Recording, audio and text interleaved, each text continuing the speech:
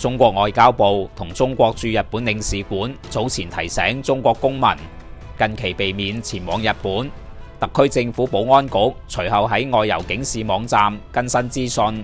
呼籲計劃前往或已經喺日本嘅港人應提高警惕。大灣區航空、國泰航空、香港快運表示正密切關注事態發展，為已預訂前往日本航班嘅乘客提供彈性安排，包括豁免相關手續費用。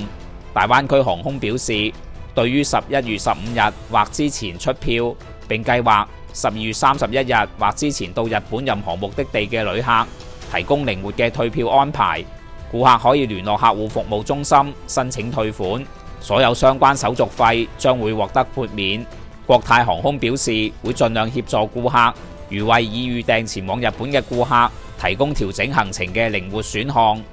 香港快運表示，鑑於現時情況，現為合資格行程嘅前往日本航班乘客提供靈活安排。有關申請需受適用嘅條款同埋細則約束。3間航空公司均表示，直接向航空公司預訂嘅乘客可以聯絡客戶服務團隊。如果係經旅行社預訂機票嘅乘客，則可以聯絡相關旅行代理跟進。